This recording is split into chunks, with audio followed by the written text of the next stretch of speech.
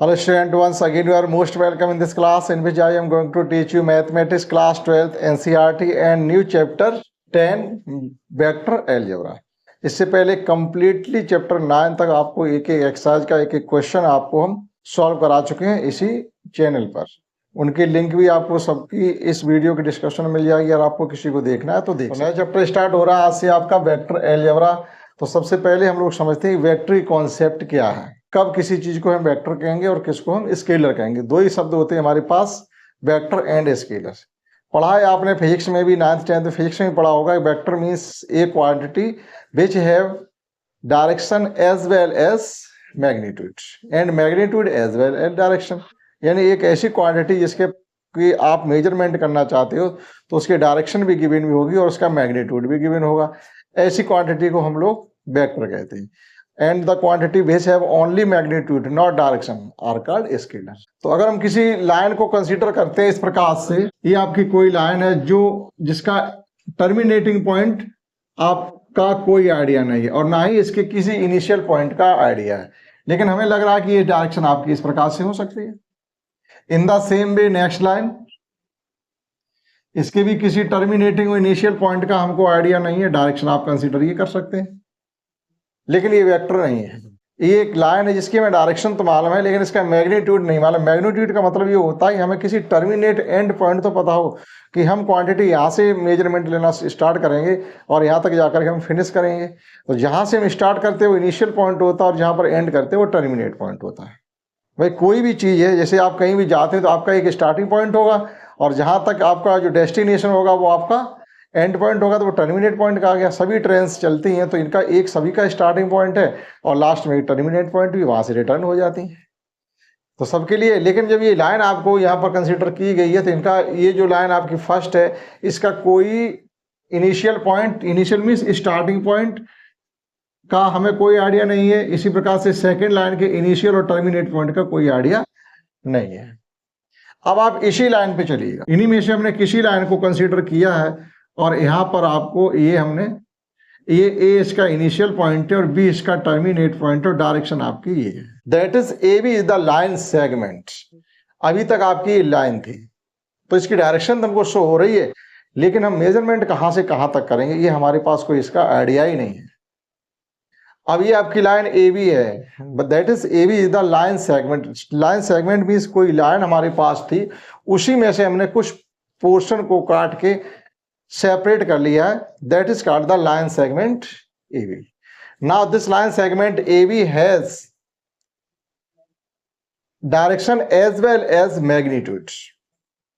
इस line segment का आपके पास डायरेक्शन भी है और ये इनिशियल पॉइंट, ये टर्मिनेट पॉइंट है जिसका मैग्नीट्यूड भी फाइंड कर सकते हैं। मीन्स ये लाइन की लेंथ क्या है, डायरेक्शन भी हमारे पास दोनों, यानी एक ऐसी लाइन जिसके हमारे पास डायरेक्शन भी है मैग्नीट्यूड भी है, तो ये आपका वेक्टर ए बी कहा जाएगा और इसको इस प्रकार से ए और बी से हम डिनोट भी करेंगे। That is a quantity has direction as well as magnitude is called vector and a quantity has only direction not magnitude और only magnitude not direction are called scalar. Clear हुआ? अब देखिएगा कुछ इसमें वेक्टर के points हैं जिनको हमें भी थोड़ा अंडरस्टैंडिंग उनकी होनी चाहिए। उसके बाद हम लोग चलते हैं एक्सरसाइज 10.1 पर।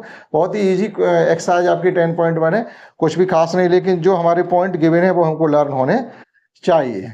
तो फर्स्ट में हमारा पॉइंट गिवन है, इसमें वैसे आपकी डायरेक्शन कोसाइन वगैरह भी इसमें, तो डायरेक्शन कोसाइन अगली एक्सरसाइज में यूज होंगे, तभी हम आपको सिखाएंगे कि डायरेक्शन कोसाइन क्या होते हैं, डायरेक्शन रेशियो क्या होते हैं, पोजीशन वेक्टर क्या होता है, वो सब आपको हम नेक्स्ट 10.2 एक्सरसाइज कराने से पहले आपको सब उनकी अंडरस्टैंडिंग हो जाएगी। तो देखो जीरो वेक्टर नंबर 1 पर हमको गिवन है जीरो वेक्टर। अब जीरो वेक्टर ये क्या होता है? A vector has both initial and coincide, initial and terminate point coincide at a point. एक ऐसा वेक्टर जिसका इनिशियल पॉइंट और टर्मिनेट पॉइंट एक ही पॉइंट पर कोइंसाइड कर रहे हो तो वो आपका जीरो वेक्टर होता है। जीरो वेक्टर की किसी डायरेक्शन को भी हम असाइन नहीं कर सकते। जीरो वेक्टर की डायरेक्शन को हम किसी भी अभी हमारे पास जीरो वेक्टर है, ये पॉइंट होता है वो जीरो वेक्टर होता है, जीरो नहीं होता। ये नहीं आपने जीरो बना दिया, ये नहीं, ये पॉइंट है जो ए से ही स्टार्ट होकर के ए पे ही फिनिश हो रहा है या बी पर स्टार्ट होकर के बी पर ही फिनिश हो रहा है। तो इसका आपको कोई डायरेक्शन का कोई नॉलेज नहीं है, तो इसका जो रिप्रेजेंटेशन होगा वो इस प्रकार से होगा, ए वेक्टर ए या वेक्टर बी। तो कोई खास बात इसमें नहीं है। इसी प्रकार से यूनिट वेक्टर मीन्स होता है ऐसा वेक्टर जिसका अगर मैग्नीट्यूड आप फाइंड करेंगे तो मैग्नीट्यूड जिसका यूनिटी हो दैट इज 1। एक ऐसा वेक्टर जिसका मैग्नीट्यूड 1 हो वो आपके यूनिट वेक्टर कहे जाते हैं। कोइनिशियल वेक्टर, टू और more vector are called the coinitial vector if they have the same initial point. अगर किसी एक ही पॉइंट से होकर के कई वेक्टर जा रहे हैं, टू और मोर वेक्टर एक ही पॉइंट से पास कर रहे हैं, यानी एक पॉइंट ही उनका इनिशियल पॉइंट है, ठीक है, एक ही पॉइंट उनका इनिशियल पॉइंट है, तो वो आपके कोइनिशियल वेक्टर कहे जाते हैं। कोइनिशियल वेक्टर, जैसे कोई ये पॉइंट है, अब यहां से आपके कई वेक्टर जा रहे हैं इस प्रकार से, मतलब टू और मोर होने चाहिए। तो ये सभी वेक्टर आपके, जो वेक्टर ए है, वेक्टर बी है, वेक्टर सी है और वेक्टर डी है, ये सभी आपके कोइनिशियल वेक्टर कंसीडर किए जाएंगे। कोलिनियर वेक्टर मीन्स से टू और more vector parallel to the same line, दो या दो से अधिक वेक्टर किसी एक ही लाइन के पैरेलल जब होते हैं तो आपके कोइनिशियल वेक्टर कहे जाते हैं। यूकल वेक्टर मीन्स दो ऐसे वेक्टर जो डायरेक्शन और मैग्नीट्यूड दोनों में यूकल होते हैं, वो आपके यूकल वेक्टर कहे जाते हैं। तो ये इसकी नॉलेज थी कुछ एक्सरसाइज में जाने से पहले। अब आप समझते हैं इसकी एक्सरसाइज 10.1 एग्जाम्पल भी है, जिस प्रकार के एग्जाम्पल है सेम क्वेश्चन है, तो एग्जाम्पल करने की कोई जरूरत नहीं। हम लोग चलते हैं इसकी एक्सरसाइज पर, आपकी 5 मिनट में भी एक्सरसाइज ये हो जाएगी। मतलब जो मैटर आपका खास सॉल्व करने लायक है वो 10.2 से स्टार्ट होगा, नहीं ना कि 10.1 से, लेकिन आपको सीखना वहां से भी। तो 10.1 में फर्स्ट क्वेश्चन कहा गया, represent graphically A displacement of 4 kilometre 30 degree east of north. देखिएगा फर्स्ट क्वेश्चन को हम किस प्रकार से इसमें करने वाले हैं। एक आपके पास क्वांटिटी है 40 किलोमीटर डिस्टेंस है, 40 किलोमीटर डिस्टेंस को, डिस्टेंस नहीं है डिस्प्लेसमेंट। देखो डिस्टेंस और डिस्प्लेसमेंट, आपका डिस्टेंस एक स्केलर क्वांटिटी होती है और डिस्प्लेसमेंट आपकी वेक्टर क्वांटिटी होती है। तो हम लोग वेक्टर पढ़ रहे तो उन्होंने डिस्टेंस ना कह करके इसलिए डिस्प्लेसमेंट कहा है, ठीक। तो ये भी आप अपना समझ के रखेंगे डिस्प्लेसमेंट क्यों एक वेक्टर क्वांटिटी होती है। तो इसमें देखिएगा डायरेक्शन भी शो करने के लिए आप इस प्रकार से चलेंगे। ये आपकी पेपर पर जब भी आपको डायरेक्शन शो करना होगा तो उसकी नॉलेज भी आपको होनी चाहिए। ये ईस्ट होता है और ये वेस्ट होता है। अपर डायरेक्शन में ऑलवेज आप नॉर्थ को कंसीडर करेंगे और लोअर डायरेक्शन हमेशा आप साउथ को कंसीडर करेंगे, ठीक। East west north and south. अब वो कह रहे हैं 40 किलोमीटर डिस्प्लेसमेंट है जो 30 degree east of north. East of north का मतलब क्या है? ईस्ट ऑफ नॉर्थ मीन्स है कि जो आप डिस्प्लेसमेंट आप रिप्रेजेंट करोगे उसको आप नॉर्थ से 30 डिग्री पर लेकर के चलेंगे, नॉर्थ से। अब नॉर्थ से क्यों लेंगे? आप ईस्ट से कोई एंगल का मेजरमेंट नहीं कर सकते, क्यों? ईस्ट है ही नहीं। ईस्ट है, जो पोल है वो नॉर्थ एंड साउथ ही तो है, तो उधर से आपको मेजरमेंट करना पड़ेगा। ये आपका 30 डिग्री ईस्ट, तो हमने ये कंसीडर कर लिया। ये जो है आपका 30 डिग्री है और 40 किलोमीटर का डिस्प्लेसमेंट है, तो हम कंसीडर कर लेंगे 1 यानी 10 20 30 और ये हो गया आपका 40 किलोमीटर। आप एक स्केलर भी कंसीडर कर लेंगे, लेट 1 स्मॉल स्क्वायर कहिएगा या स्मॉल या 1 स्पेस जो आपका ये स्पेस गिवन है, आप अपनी तरफ से कुछ भी लिख सकते हैं। Let 1 space is equal represent 10 kilometre. Let मतलब इसके let 1 space is equal to 10 kilometre. तो 10 + 10 + 10 + 10 ये हो गया आपका 40 किलोमीटर और नॉर्थ से आपका 30 डिग्री पर डिस्प्लेसमेंट शो हो रहा है। ये फर्स्ट हो गया। सेकेंड में classify the following measurement as scalar और वेक्टर। केवल आप ये बताइएगा कि 10 kg, कभी हम किसी का वेट फाइंड करने के लिए, वजन फाइंड करने के क्या डायरेक्शन का यूज करते हैं? नहीं करते। तो 10 kg का वेट जो होगा वो आपका स्केलर क्वांटिटी होगा। मीटर, देखो 2 मीटर नॉर्थ ऑफ वेस्ट, यहाँ पर साइड वो डायरेक्शन गिवन है, magnitude as well as direction both are given, that is 2 metres north of west. North west, अब नॉर्थ वेस्ट क्या होता है? नॉर्थ वेस्ट इस प्रकार से क्वेश्चन 2 का फर्स्ट तो आपका आ गया 10 kg। 10 kg में आप लिखेंगे स्केलर, ये आपकी एक स्केलर क्वांटिटी है। Second 2 metres north west given है आपको, नॉर्थ वेस्ट। अब ये नॉर्थ वेस्ट आप शो कैसे करेंगे? इस प्रकार से ये आपकी ईस्ट है, ये वेस्ट है, ये नॉर्थ है और ये साउथ है। तो नॉर्थ वेस्ट क्या होगा आपका? नॉर्थ वेस्ट ये होगा 2 मीटर नॉर्थ वेस्ट। जब नॉर्थ वेस्ट की बात की तो आपको डायरेक्टली यहाँ पे मिड पॉइंट से चलना पड़ेगा। ये आपका 2 मीटर इस प्रकार से। तो जो 2 मीटर है वो आपकी वेक्टर क्वांटिटी होगी। कैसी क्वांटिटी होगी? वेक्टर। ये आपकी वेक्टर क्वांटिटी हो गई। After that we have given that 40 degree. अब टेम्परेचर का हमें मेजरमेंट कहीं करना, अपने बॉडी का टेम्परेचर लेना, अपने रूम का टेम्परेचर लेना, आपके एनवायरनमेंट का टेम्परेचर मेजरमेंट करना, तो क्या वह डायरेक्शन की जरूरत पड़ती है? नहीं पड़ती है। तो जो टेम्परेचर है वो आपकी स्केलर क्वांटिटी होती है।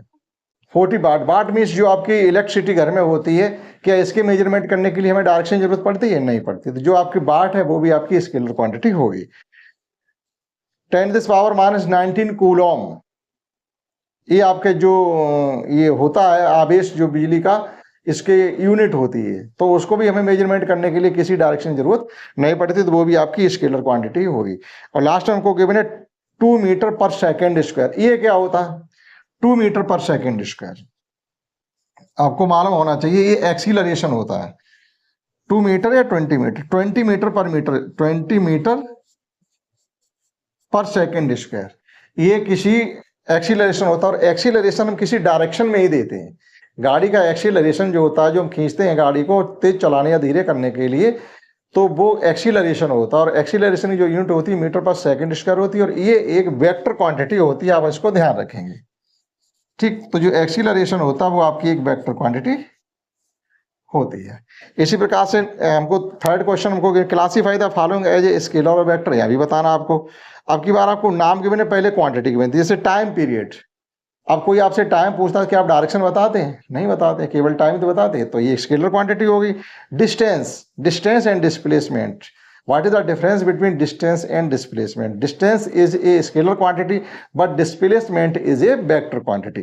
ठीक, तो डिस्टेंस जो है आपकी स्केलर क्वांटिटी होगी। फोर्स, जो हम फोर्स लगाते हैं वो किसी डायरेक्शन में होता है।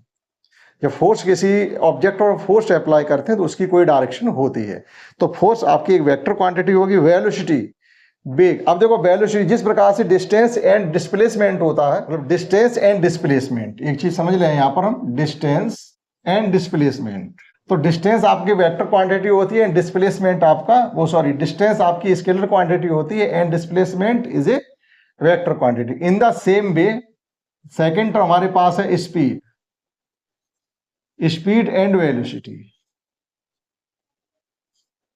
ठीक, तो वेलोसिटी का यूज कहाँ करते हैं, स्पीड का यूज हम कहाँ करते हैं? स्पीड आपकी साइकिल की है, आपकी मोटरसाइकिल की, आपकी बस की है, कार की, इनकी सबकी स्पीड होती है।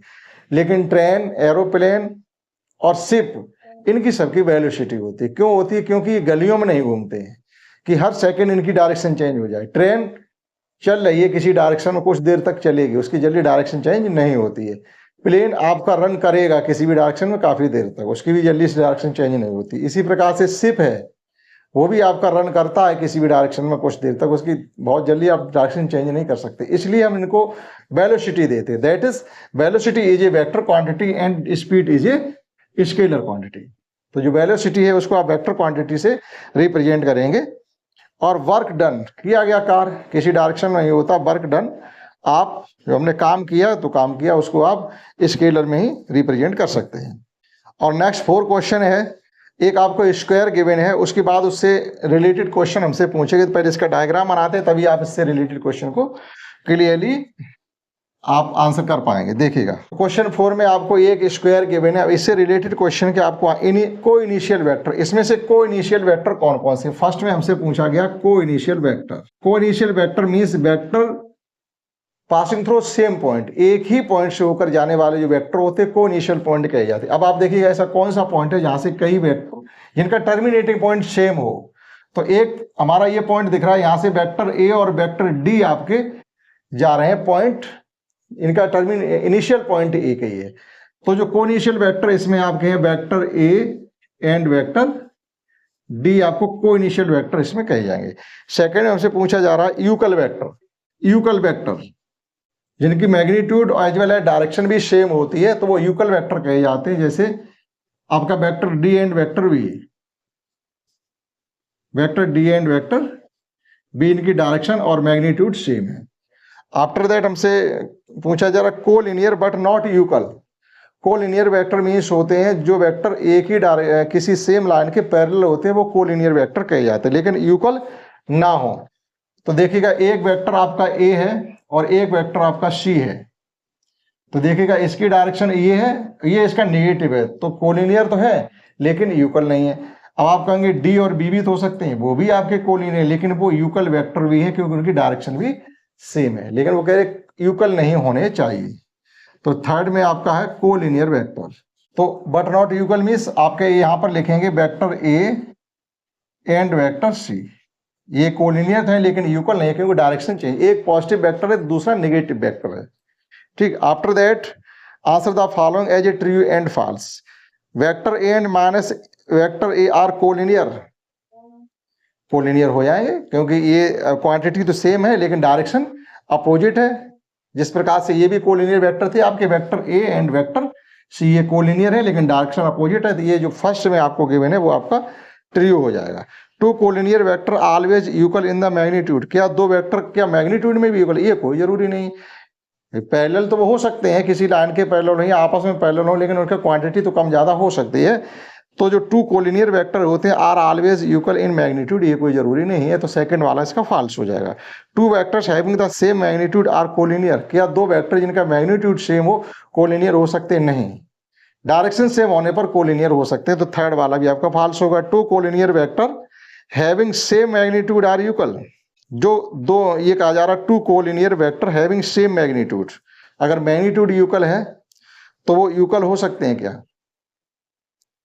सेम मैग्नीट्यूड होने पर इक्वल हो सकते हैं क्या? नहीं, डायरेक्शन भी सेम होनी चाहिए, इसमें डायरेक्शन का नहीं कहा गया, अगर उनकी डायरेक्शन भी सेम है तो भी इक्वल वेक्टर होंगे, magnitude as well as direction.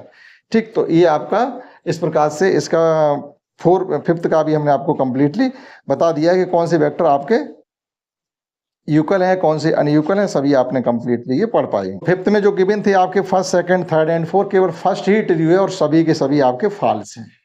ठीक, तो एक बार फिर आप देख लीजिएगा फिफ्थ में क्या गिवन है, ए और माइनस ए कोलिनियर बिल्कुल होंगे, डायरेक्शन अपोजिट है उनकी, लेकिन वो पैरेलल वेक्टर होंगे क्योंकि मैग्नीट्यूड सेम है, मतलब सेम वेक्टर है तो एक ही डायरेक्शन होंगे। Two collinear vector have always equal in magnitude, जरूरी नहीं है, डायरेक्शन इक्वल होनी मतलब पैरेलल होने चाहिए, डायरेक्शन अपोजिट हो। Two vectors having same magnitude are collinear, ये भी जरूरी नहीं है, कोलिनियर होने के लिए पैरेलल होने चाहिए। Two collinear vector having the same magnitude, कोई दो कोलिनियर वेक्टर यूकल भी हो सकते हैं अगर उनका मैग्नीट्यूड भी यूकल है, मतलब सेम है और एज वेल एज डायरेक्शन भी सेम है, तभी वो वेक्टर आपके यूकल वेक्टर कहे जाएंगे, फिर चाहे कोलिनियर हो या ना हो। ठीक, तो इस प्रकार से एक्सरसाइज 10.1 को हमने कंप्लीटली इसमें सीखा। आगे मिलते हैं 10.2 में, इस क्लास में इतना ही, दैट्स ऑल।